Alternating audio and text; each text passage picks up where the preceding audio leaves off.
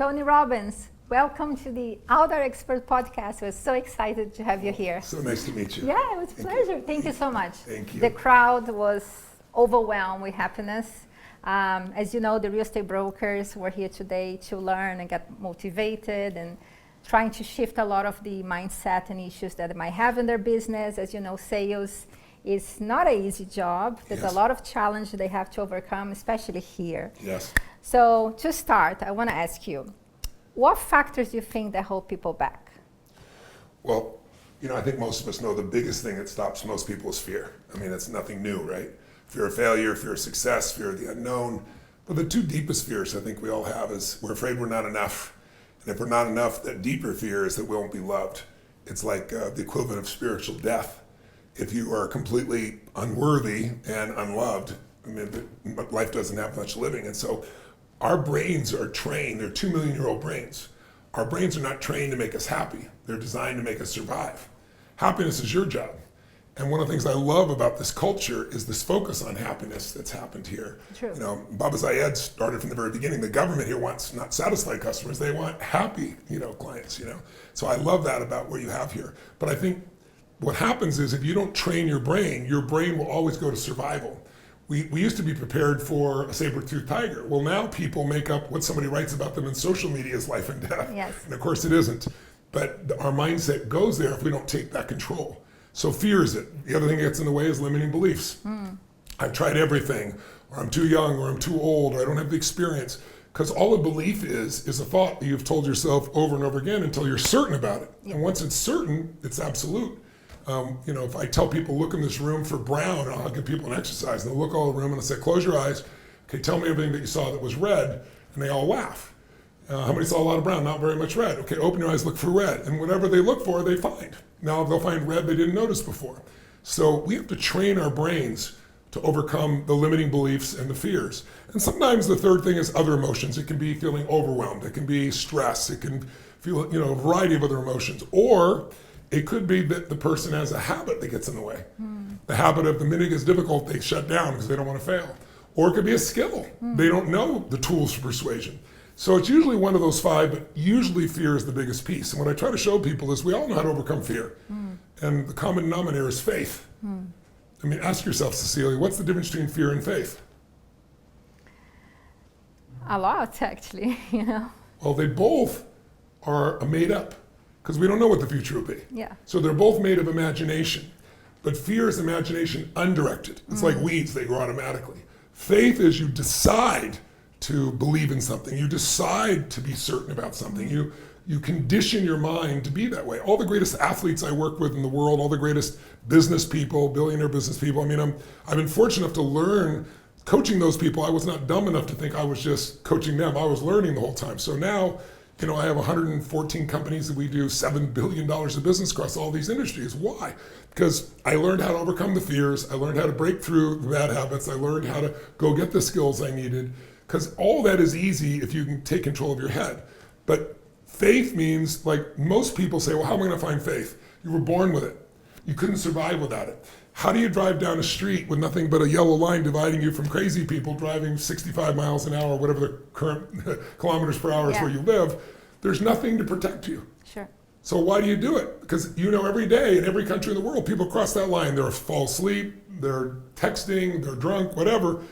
Every day people die. So how do we drive? We drive because we use our faith. Because if you don't use it, then you're stuck at home and can't go any place or do anything. And kind of COVID was a bit of that, where so much fear wrapped the planet, disproportionate to the actual issue that was going on. Right. The people were frozen. So the answer to your question is fear is the number one factor. Sometimes it's a limiting belief. Could be some other emotions. Could be a bad habit or a missing skill.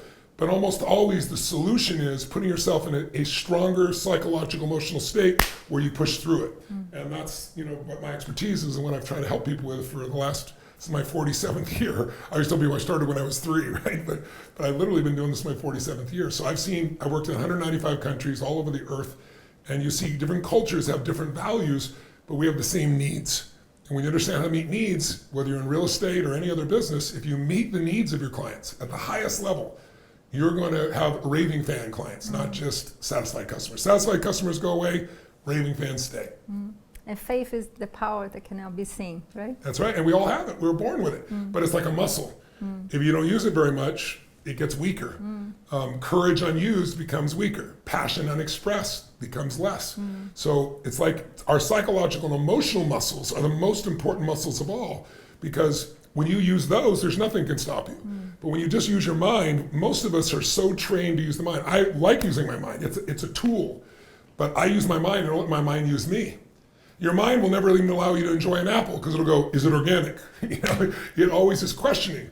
But your heart, your soul, your spirit can find its way through any limitation. And most of us get caught up in our head. And I always say, get in your head, you're dead.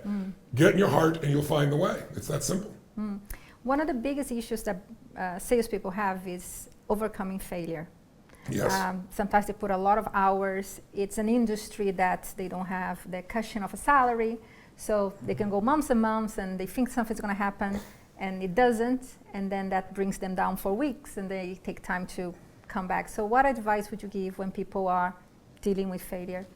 Well, the first thing I do is I'd start to find out what my law of averages is. In everything in life, there's a law of averages. So you could be the worst salesperson in the world. I don't know what the number is. Let's say you talk to 100 people and then you finally get a yes, or 1,000, doesn't matter. Once I know what my ratio is, it tends to stay the same until you improve your skills. So if I find out, I'm a terrible salesperson, I got to talk to 1,000 people. Well, what I did when I was brand new is I made 100 calls a day. All my peers were making 5 and 10 calls. But I literally got this list and I said, I'm not leaving here until I make 100 calls. And I was terrible in the beginning. But when you do something again and again and again, you will get strong. And so what happens is if I know my ratio, then I can say, okay, if I need to make X number of sales, I got to make X number of calls. I got to reach this many people. And I literally measure it on a chart. No, I do. But then what happens is anything you consistently do and you focus on being better, you will get better. So I was mentioning to the crowd today, I'm fortunate enough to own some sports teams. And in my country, NBA basketball is very popular. I know they've come here a few times. I don't know if everybody here's followed them, but I own a piece of several sports teams, and I've been able to coach many sports teams. And one of the teams I have a piece of, and I've had a chance to coach, is called the Golden State Warriors. They won championships 3 out of the last 6 years, in the NBA. And there's a player on the team that is considered to be the greatest three-point shooter. It means they shoot from the furthest distance, if you don't know the sport, in history. And he's a very amazing character. Everybody loves him. And when people look at him, they think he makes it look so easy. And his name is Steph Curry. And he can literally shoot from the furthest distance you can imagine, let it loose, and turns around, doesn't even look. He already knows it's in. People go, how does he have such a gift? Well, I work with him. He makes 500 shots a day, no matter how many shots he's got to take every day, 7 days a week, and has done it his entire career. So in his 15 years in the NBA, he's done 2.5 million shots in practice. In real season, entire season, 1,000 shots is all he gets to take. He's the most successful in history because he scored 3,000 shots in 15 years. That means less than 0.1% of the practice he's done has made him the best on earth. There's a man named Michael Jordan that maybe more people know of in your country because he's the greatest player in history. I knew Michael as well, and Michael would practice 1,000 shots every day. There's a formula for success. It's figure out your ratio and do it more. People say, how long does it take to get good at something? I say, how long do you want it to take? When I was coming to speak, I went to work for this organization, a man named Jim Rohn, and the top guy in the company was amazing, and he was very ego-driven, and he would just treat people really poorly, and I've never been much for a bully. When I was growing up, I was the smallest kid in school. I was 1.5 meters, now I'm over 2 meters. I tell people the difference is personal growth. But really, I grew 10 inches in a year. But I was always protecting the guy. So when I walked into this company, and I'm brand new, and I saw how he treated people, I set my goal. I'm gonna be number one, but more importantly, I'm gonna beat him. I'm gonna destroy him. And I knew I would because I knew I'd outwork him. He would go do 2 talks maybe in a month. So I said, I'm gonna do 3 talks a day. So in 12 months, he'd have 24 talks. Guess what? I'm gonna have that in less than 10 days. So in several months, I get years of experience. In a year, I had decades of experience. And I remember I went up to him and I actually said to him, I said, you're really mean to people, you're very skilled, but you really don't have a clue how to work hard. And I said, so I will destroy you. And he looked at me like I was a punk kid. I was just a young kid. And within 6 months, I was number one in the company, took him out because I figured out my ratios. And I was never like, how am I going to make money? I always knew, okay, I got to talk to 300 people to get my first sale. All right, how am I going to do that quicker? You can talk to one person a week and it'll take you 3,000 years, or you can overdo it. So there's no replacement for massive action. But then also you have to manage your emotion and your budget, right? If you're brand new at something, it's going to take a little bit of time, but that's all the more reason to figure out your averages and go for it. If you know your averages, you can predict within a certain range when you're going to get your hit. It might be you might, suddenly get 2 in a row, but overall it's going to be a certain ratio. But if you're constantly improving, and if what I say is people get rewarded in public for what they practice in private. So if you do more than anybody else, you're going to dominate because most people don't have that kind of work ethic. And if you do that in a great state of mind by managing your emotions, all the better. You're going to perform and produce even greater results. Consistency. Yes. How important is that to achieving your goals? Well, I think that's why I gave you the example I just did. The best in the world make it easy, but you don't see what they're doing behind the scenes. Right. People ask my wife sometimes, they go, what is it about Tony that nobody knows? And she goes, how he over prepares for everything. At this stage of my life, I've been doing this 47 years in 195 countries. I could get up and wing anything and no one would feel like a wing and they feel it's incredible. But my standard for myself is higher. When I met Michael Jordan, I said, why are you the best in the world? Is it because talent? Is it God-given skill? Is it ability? What is it?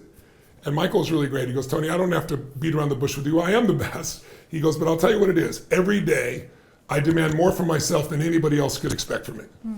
And I said, that was Dr. J's philosophy. Dr. J was in the 70s, he was the biggest basketball player, and I read his biography. And that was his belief system. He turned a little kind of shy and playful, and he goes, yeah, it was his. So he adopted it. So he said, I never go and compete with someone else. I compete with what I'm capable of. When you compete with other people, you might be competing against people who aren't that good. You don't get that much better. If I play tennis against somebody who's good, I'm going to crush him. If I play against Serena Williams, who's a friend of mine, she's going to crush me. Just to stay in the court, I have to get better. So one of the things I believe is get around people that are better than you are, play, compete, learn from them. One of my teachers, Jim Rohn, used to say, success leaves clues. If you see someone successful at anything, and they're consistently successful, year after year, decade after decade, they're not lucky. They're doing something different than you are. Figure out what they're doing, do the same thing, make it your own, and before you know it, you'll be producing results most people never imagine. But consistency is obviously a huge piece of that. Amazing. And when you talk about self-doubt, and mindset plays a huge part of all the things you just said, what advice would you give to real estate brokers to ensure that they have the right mindset when going to the industry? I tell people, whatever industry you're in, whether it be sales or anything else, where you have to be at your best consistently. You don't have a chance to screw up. There's only so many great opportunities. Is you want to be ready for it. So, people talk about emotional intelligence, which I have great interest in and appreciate. But emotional intelligence is a capability. You could be a smart person and not be smart in this situation. I'm more interested in emotional fitness. Emotional fitness is a state of readiness. Like when you're fit, it's there. Like you may intellectually know the right answer, but if it's not awake in your body, you won't use it. So one of the things I believe is when I first started, I had 4 different fathers and my mom kicked all of them out one at a time. And then I was on the side of my last father, so she chased me out of the house with a knife. She wasn't going to kill me, but I wasn't going back in that house. And I remember it's like I was depressed. She kept my 1960 Volkswagen. I earned it $40 a week as a janitor. And I had no place to live or go. I went and lived on top of this hill, this little mountain that was nearby, and then it rained. So then I moved into the laundry room of a friend, and I was depressed. And so I realized I have to feed my mind, because if you don't feed your mind, weeds are automatic, right? So I got on a bus because I had no money, and I went and bought this little book, and it was called The Magic of Believing by Claude M. Bristol. It's still out. And it was about how to program your mindset. And it was using what they called incantations. Most people think of affirmations. I'm happy, I'm happy, I'm happy. And your brain goes, I'm not happy. But an incantation is when you say something with such intensity over and over again, out loud, alive, that engages your body and your mind. And when you do repetitions of it, it sticks with you till it's there. So I came up with like this little 5-step plan. I said, every day I have to first feed and strengthen my mind. Because my original teacher, Jim Rohn, used to say, if you want to be successful, you have to stand guard at the door of your mind every day. He used to say to me, he said, Tony, he said, because I was having a lot of problems with people around me kind of dragging me down a little bit. I was letting them do it, but I saw it as them dragging me down. I was being the victim. And he caught me and he goes, Tony, no. You let them in. He said, think of it this way. He goes, what if your worst enemy puts strychnine in your coffee? Or he says, what if your worst enemy puts sugar in your coffee? Excuse me. And I said, he goes, what's going to happen? I said, well, I'm going to have sweet coffee. He said, what if your best friend, your mother, your brother, your sister, somebody you really care about, by accident drops 1 drop of strychnine? Then what happens? I said, you're dead. He goes, that's right. Life is both sugar and strychnine, so watch your coffee. Watch what you let in your brain. So he taught me every day, spend 30 minutes a day reading, not off your phone, not clickbait, a book, where you consciously go get something that's going to teach you a philosophy that'll guide your life and happiness, or a skill set. And he said, if you do that 30 minutes a day every day, don't miss a meal, don't miss the 30 minutes, you'll feed your mind. And it's like garbage in, garbage out, quality in, quality out. So I started reading biographies and autobiographies. When someone's autobiography, they wrote it themselves, as you're reading, you're thinking their thoughts. As you think their thoughts, you feel their feelings. It's like going to a movie and you really get connected to the person. Yeah. You start to change. So I took a speed reading course and decided to read a book a day. And I didn't do that, but I read 700 books over 7 years, all in psychology, physiology, anything that can improve life. And the second thing I said, every day I got to feed and strengthen my body, because the mind and body work together. If you feed your mind, you'll start to feel better physically, but if you don't take care of your body, you feel like lousy, your mind's going to feel lousy. So you can't separate them. So every day I make sure I do something incredibly intense for a minimum of 10 to 15 minutes. And it could be something simple. Every day that I'm at home, I jump in like freezing cold water first thing in the morning. In my homes, I have these cold plunges, 52 degrees. And getting in, there's never a time I want to jump in, ever. And then when I'm at home in Sun Valley, Idaho, I walk through the snow into the river to do it, which is even colder. But the reason I do it is not only is it incredibly healthy, because everything in your body, every organ gets flushed with blood and oxygen, but it's a mental discipline. That when I get to that cold water, I don't negotiate with myself. I don't go, when I'm ready, in a minute. It's like, when I say go, we go. So I've trained my brain. When I say we're going to do it, we do it. There's no internal dialogue. So training your body every day to be strong in some way, lifting, a good sprint, a walk, something that puts you in a state where you push through, builds emotional muscles as well as physical. Third, you need to really find a great role model. And there are many role models. At Aldar, obviously, some of the best, brokers and experts in the world you guys have. So the very best people, if I was in this group, I'd be taking them lunch, I'd be picking their brain. I want to see what success comes from. What are the clues? What are the things they do that I'm not doing? And I'd accelerate my success. That's what I did in my own life, in my own area. And so you need role models, and not just one, sometimes multiple role models. I grew up dirt poor. We had no money for food, and that's why I provided a billion meals over the last 8.5 years, 100 million meals a year. I couldn't afford 2 meals back then. Someone fed my family. So I figured I would do that as well.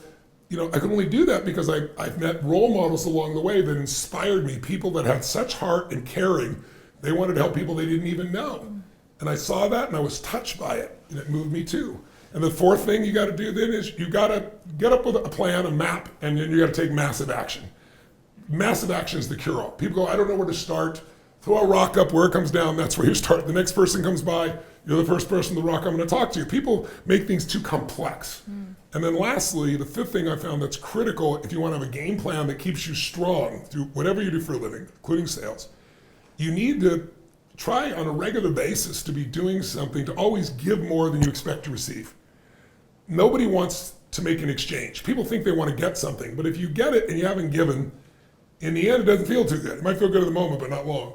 When you over-deliver time after time, no matter what other people know, you know the kind of person you become. I always tell people, what you get, that's not going to make you happy. Who you become, that'll make you very happy or very sad. So if you're training your brain, training your body, got a great role model, got a massive action plan, you're taking massive action, not little action every day, and you keep giving, it's only a matter of time before you'll have so much momentum that you'll dominate in your industry. But it's interesting, the giving back, because a lot of people might say, well, I don't have a lot of money, I'm not big enough to give. What small strategies one can do to give back, and what effect that makes in your life? It's a great question. I have a dear friend I've known for about 40 years when I was totally poor. And the other day I was speaking to him, and he was on an airplane and somebody was reading one of my books. And he said, what do you think of that book? The guy said, it was my book on energy and health. There's so many strategies here. And this guy interviewed 150 of the smartest people, regeneration, stem cells. He went on and on. He was so excited. He goes, what do you think of the author, that Tony Robbins guy? He goes, he seems like a really good guy. And he donated 100% of the profits of the book. He could have made millions of dollars to feed people. So I think that's kind of cool. And then he said, of course he's rich, so it must be easy. And my friend looked at him and he said, what if I told you that I known Tony Robbins for 40 plus years, and I know when he didn't have more than $10 and he gave 5 of it to a guy on the street, when he didn't know where his next meal was going to come from, and I watched him do that his entire life. And the guy was like, really? I always tell people, if you don't give a dime out of a dollar, you're not going to give 100,000 out of a million or 10 million out of 100 million in a million years. When you give, something interesting happens. When you give and you think you have nothing, you teach your brain that life is not scarce. The day that changed my life as much as any in my life, I remember I was working for this man, Jim Rohn, as a speaker, and I was going out and talking to real estate groups and stock brokerages and filling his seminar for him by telling him about the event and enrolling people. And I'd do these little talks. And in the beginning, I blew through everybody. I was the number one guy. And then a bunch of people, he had a follow-up investment. It cost $1,200, it'd be like $10,000 in today's dollars, right? And so I didn't have the money, but I borrowed the money to get that so I could go. So I convinced people, go borrow the money. I did it. I'm an 18-year-old kid, you can do it. And so some of those people dropped out. So the company thought maybe I was scamming them. So they didn't pay me anything for 2 months. And I literally was broke. I couldn't pay my rent. I was having spaghetti and I went and got ketchup from McDonald's to put on the spaghetti. So I had some tomato sauce. But people say, why don't you get a career? I said, this is my career. I'm not giving up. But I was at a low point. And I was driving my car down this freeway about midnight, coming back from work that day. I had about a 45-minute drive. And it's near midnight. There's nobody on the road. And I was angry and sad. I was angry because it's like, I've been working so hard. Why isn't this working? And then all of a sudden, I pulled to the side of the road, and I have these physical journals I've kept, written journals. And I literally pulled off on the side of the freeway. I still have it to this day. And I wrote in one giant page, the secret to living is giving. And then I started to cry. And the reason I cried was I realized when I started out, I was all about how can I help? And then I was so focused on what I'm not getting. It's all about me, me, me. And no one cares about you. They care about their needs being met. And so I got my act together. I started turning things around. But it's a new business. And so I made some mistakes. And the next thing I know, I'm living in this 400 square foot bachelor apartment in Venice, California. Was not a nice place in those days, really bad place. And I'm washing my dishes in the bathtub. And I'm cooking on a hot plate on top of a trash can in this tiny little room, smaller than this area. And I was feeling sorry for myself, and I'm watching stuff, soap operas, things I would never do before, stuffing my face, because I wouldn't use drugs, but I use food like a drug. And then one day I was driving home and I ran out of gas. And I didn't run out of gas because I had forgotten to fill my tank. I ran out of gas because I had no money. So I pulled over the side of the road, locked my car, and prayed they wouldn't tow it because I didn't have the money to get it out of the towing place. Walked about 2 miles home and went up the stairs, and the sun's setting. I get to the front door, and there's a note typed and stapled that says, you have 3 days to pay your past due rent or remove your things, or in 3 days this will be locked and the sheriff takes your stuff. It's my eviction notice. And so I opened the door, and the sun had gone down, and I lit a candle.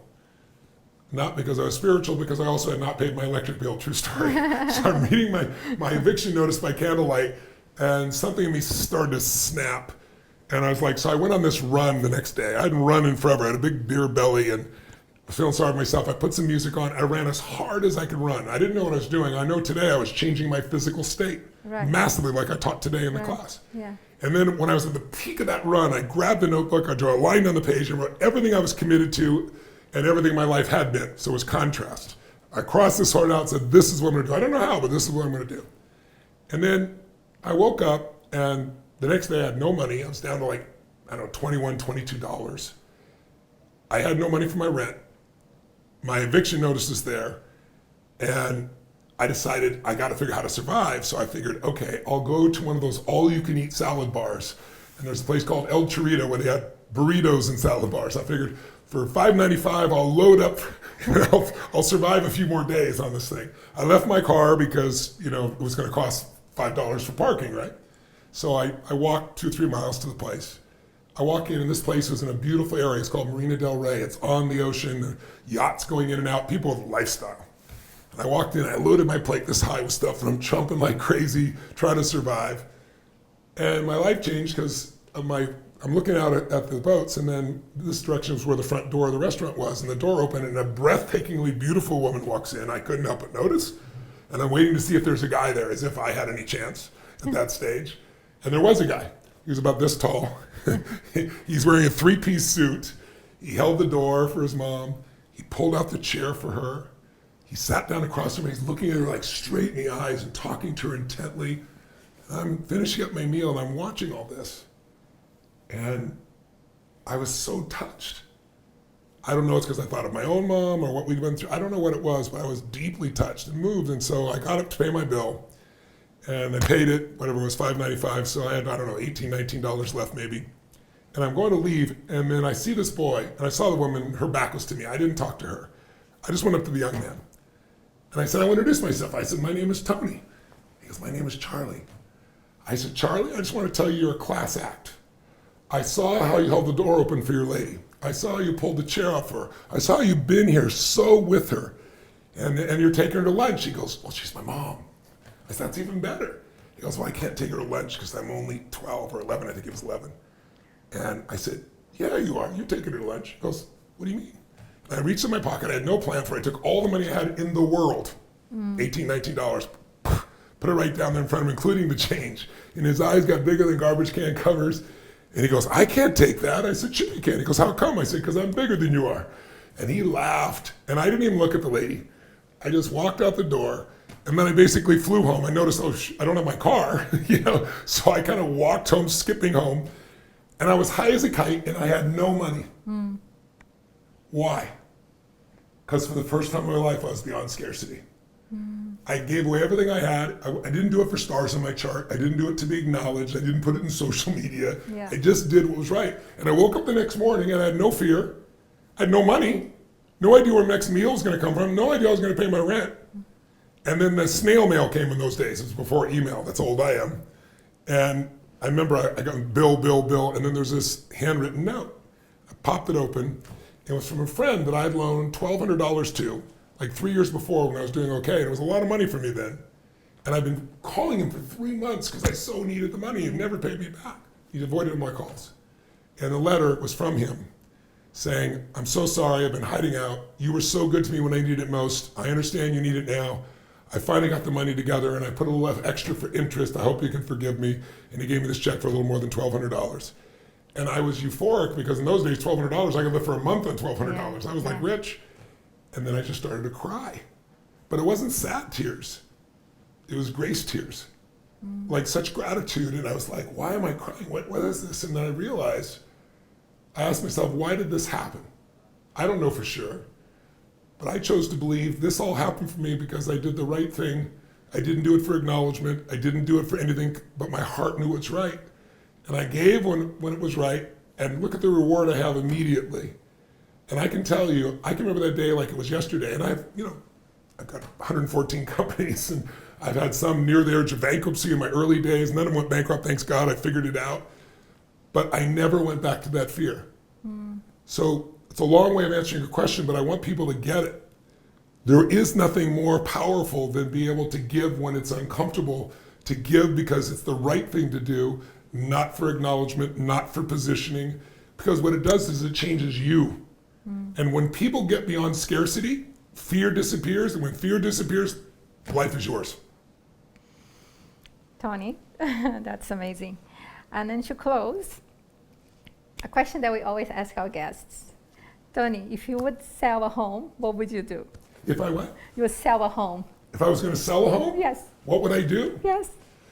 Well, depends on which home. I'm fortunate to have multiple homes. I would look at that and say, who is the ideal client for this home? Instead of marketing it to everybody, I would say, I have this ranch, for example. I have this place in the mountains. I have my place in Palm Beach, Florida on the ocean. Okay, who is going to love this the most? Who would have the money for this? Who would love it the most? And what are the things that are unique about this property that can uniquely meet people's needs?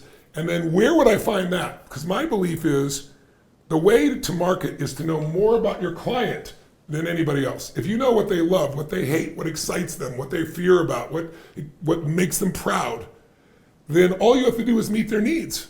So if I know everything about your needs and I know everything about what I have and they truly do meet, I would never try to sell something to somebody who's not going to meet their needs. It's stupid. It's only going to turn into something negative. But the more you know about the property and the more you know about the kind of person who's going to value it, now I can target where to find those people instead of just mass selling. Because if you think about sales, every industry has certain rhythms of what they do. And everybody does the same thing. They run ads, they do open houses, they do social media, for example, in real estate, right? Correct. But the people that are, if you do what everybody else does and you do it better than everybody else, you get an incremental advantage. But if you do something no one else does, you get a geometric advantage. So I'll give you an example. In 2008, in America, during the world financial crisis, quote unquote, no one was buying homes. I have a friend that had a friend who was one of the top realtors in the city of Chicago. She normally would earn like $750,000 in a great year, maybe $1 million, and her sales went to zero, like most people. And he said she's really depressed. She has 3 kids. She's the only breadwinner in the family. Would you help her out? So I sat down with her and I said, "Tell me what you're doing." She's doing what everybody else is doing, and she goes, "No one's buying a home." I said, "No one's buying a home that way."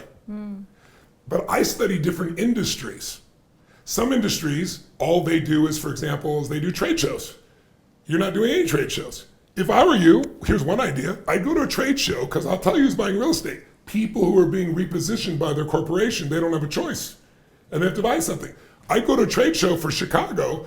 You'd probably be the only one there. I've never seen any other realtor there. There's all kinds of other products.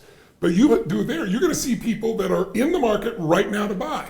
That's all she did. She made $1.8 million in 2008 when everybody else was losing, because instead of saying no one's buying, she found the type of person that's buying and met their needs. So that's how I would target it. Tony, what a pleasure to have you at the Aldar Experts Podcast. Thank you very much. It's been a wonderful visit with you. It was great. I appreciate it. Thank you.